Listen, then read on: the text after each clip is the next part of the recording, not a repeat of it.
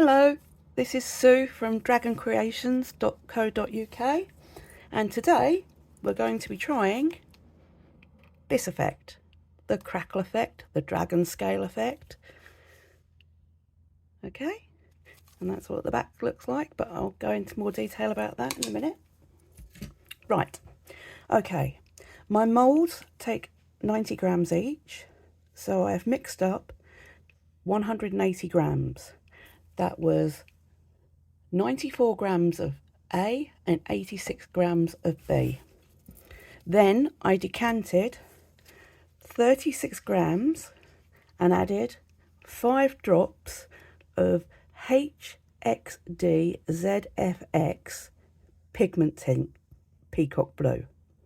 So that's 5 drops, 36 grams. Then I decanted 36 grams of clear.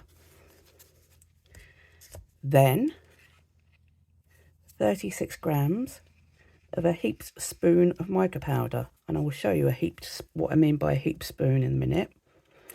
Then 36 grams of a second mica powder. You can choose any colour, and I chose interference green or ghost green, and again I'll show you what a heaped spoon is for me. And then the last one is 36 grams of clear.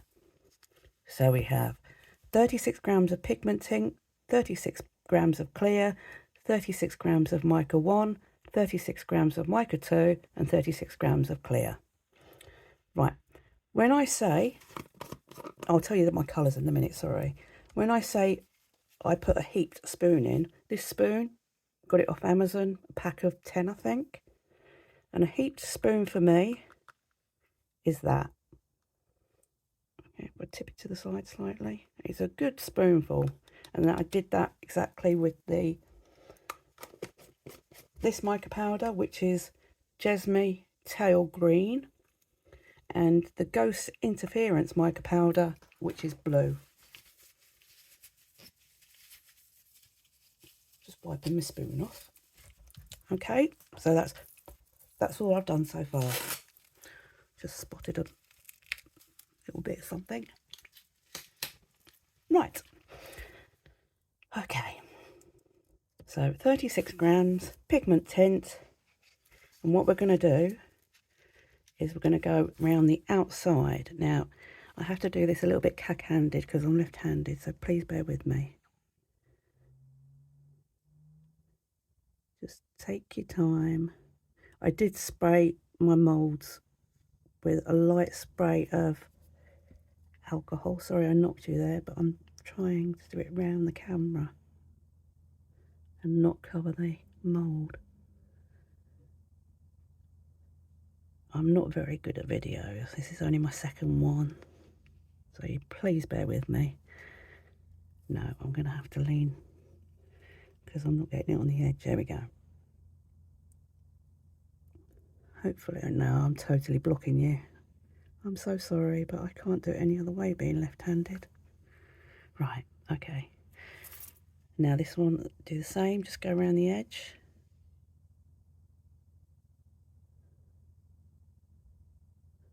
You can probably see it a bit clearer on this one, what I'm doing. Just a ring round the edge. It's not going well. There we go.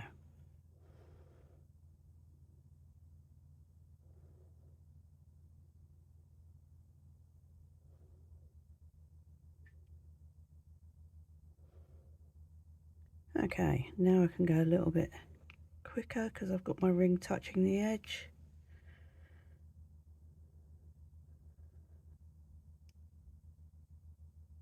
You need it to touch the edge of the outside edge of your mould, which is sometimes a little bit difficult with faceted moulds.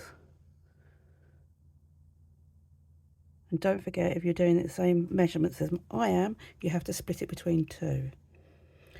If you wanted to do just one, it would be 18 instead of 36. So 18 of pigment tint, 18 of clear, 18 of mica 1, 18 of mica 2, and 18 of clear to. Now you can keep the clears in the same cup. I've just decanted them separately to make it easier so people can see what I'm doing. Hopefully people can see what I'm doing. So I'm just going round the edge with the pigment tint, making sure it's touching, just taking my time.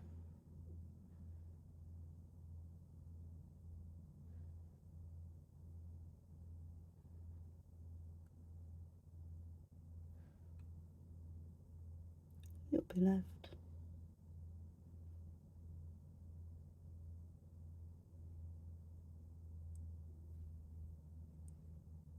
Quick scrape out. When you're mixing your pigment tint, make sure you mix it slowly and carefully, otherwise you'll end up with streaks. Just going to put this last little bit here.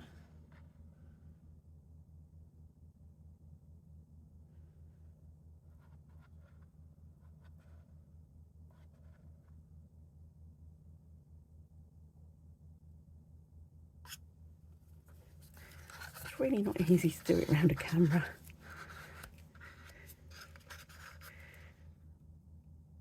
See, I've got a streak in that bit now because I just scraped the side. See? Mixed it properly, then scraped the side and took all the remaining tint off. Never mind, it will disappear. So, there.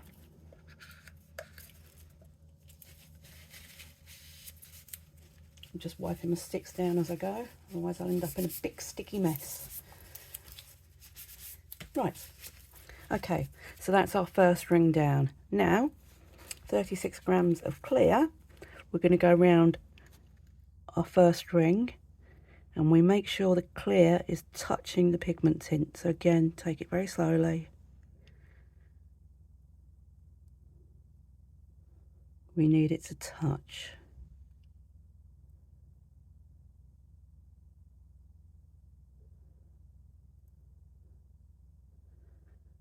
I must say, these are new moulds. I've never used these moulds before, so it'd be quite interesting to see what happens. Okay.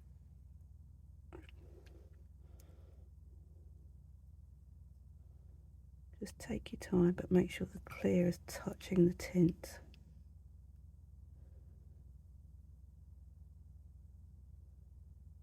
Sorry if you can't see.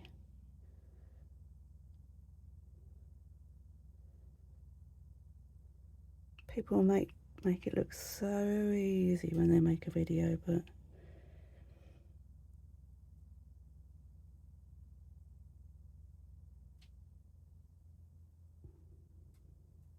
what we're trying to do is build up a circle.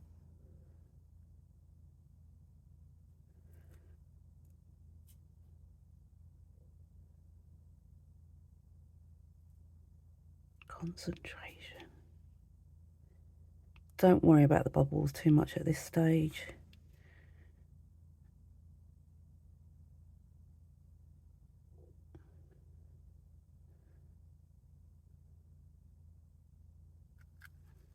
Last little bit.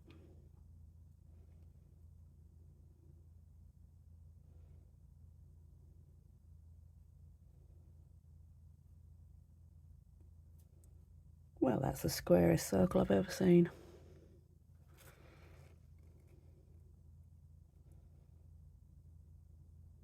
See if we can make this one a bit rounder. Okay, scrape out.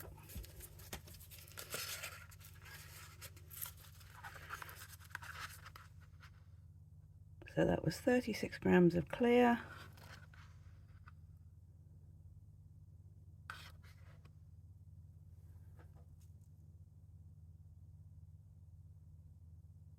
Okay. Right, you can give a quick debubble at this stage.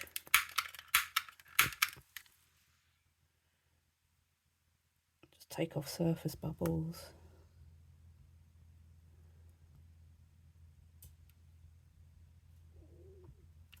There we go. Okay, now 36 grams of a heaped spoon of mica, and this we're going to puddle pour. And by puddle pour, I mean we're going to pour it directly into the middle, like that.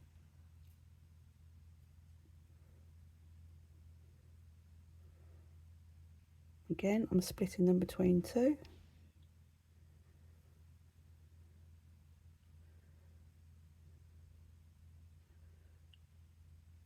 Now with this, you need to make sure that your mica is touching the ring of clear that you just laid down. If your mica's not quite touching, you can gently move it along with a stick to make sure it does touch.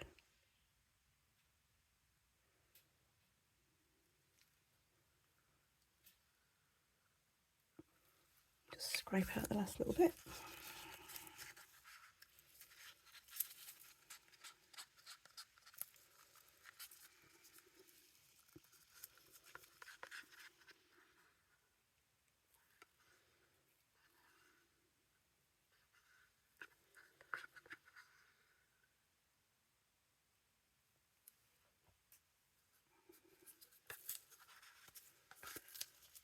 Scraping out all I can because I don't like to waste resin, I'm terrible.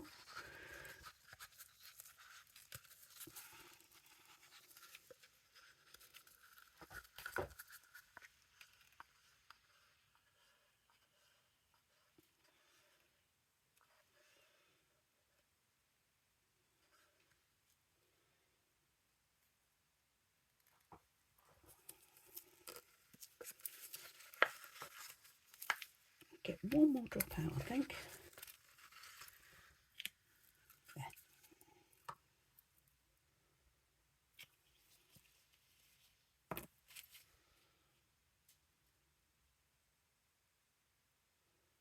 Just going to wipe my stick off.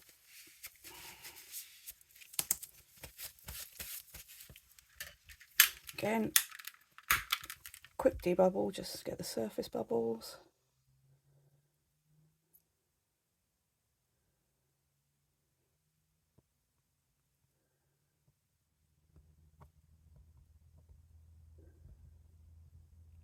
Okay.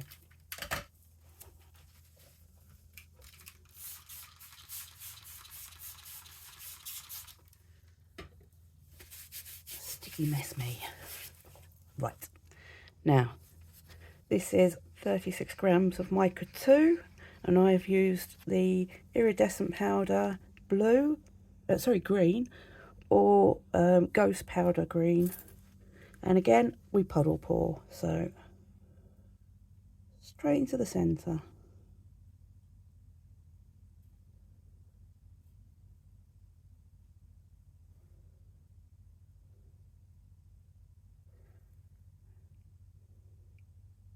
Straight to the middle.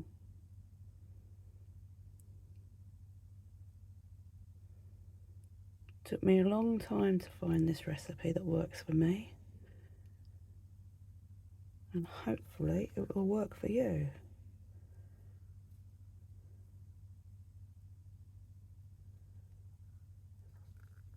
Be interesting to see what happens in these moulds because I've never used them before.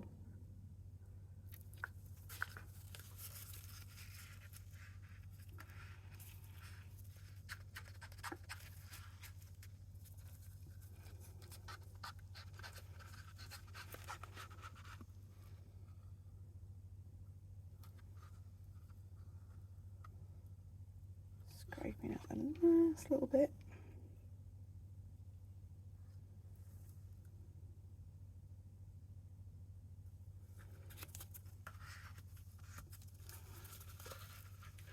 And when you're pouring, try your best not to drop any colours into your rings because they'll muddy slightly. I mean, sometimes it happens to me quite often, but I'm trying my best to make it neat and tidy today. All that happens is in your finished piece you'll have a little blob, and that's what makes it unique, really. I'm not going to get any more out of there, I don't think.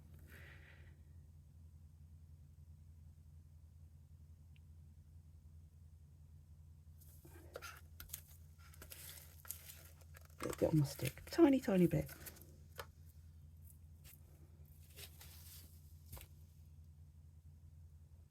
There.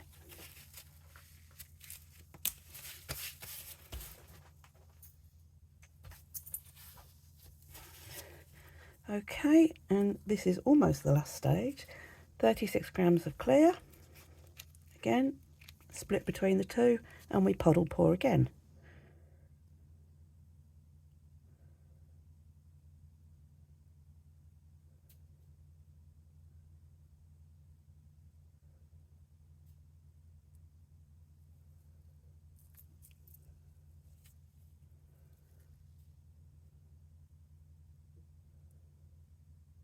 And all the clear is pushing it out because resin contracts, so eventually all that clear will disappear.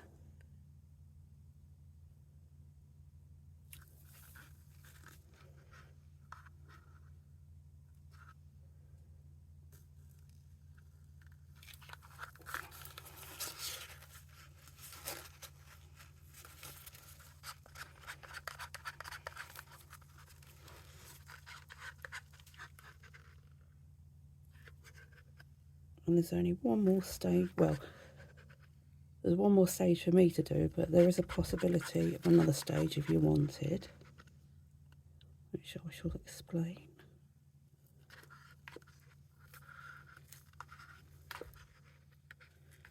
That's a little bit, come on. There, I think my circles are pretty even.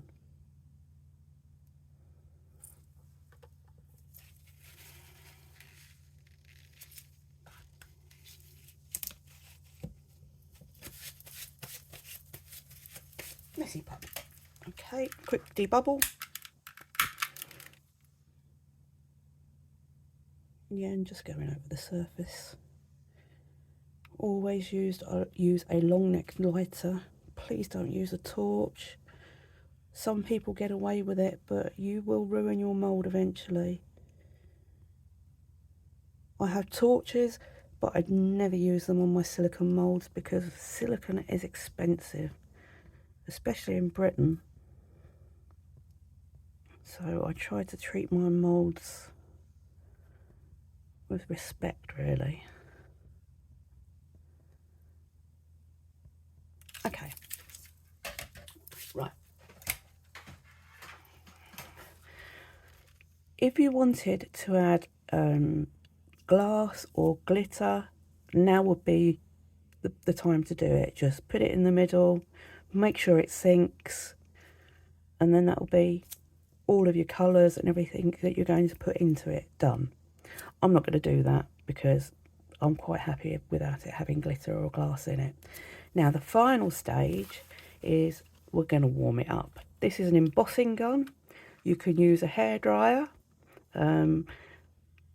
You could use a heat gun, but it might be too hot, so a hairdryer or a embossing gun is perfect, really.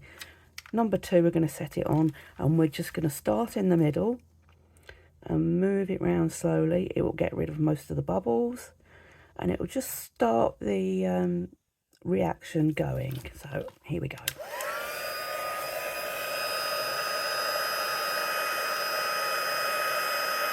Don't put it too close. We're just going to move it round gently.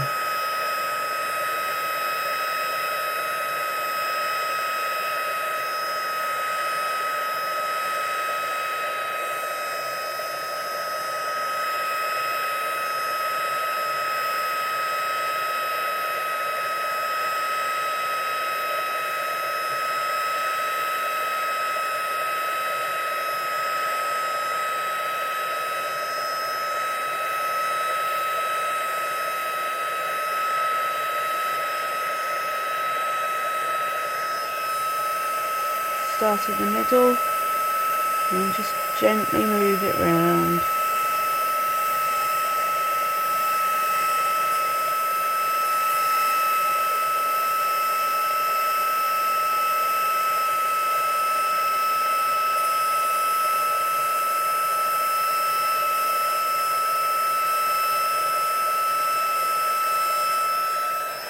Okay, and that's it, just a little bit of heat. And we'll go in for one quick debubble in case there's any left on the surface.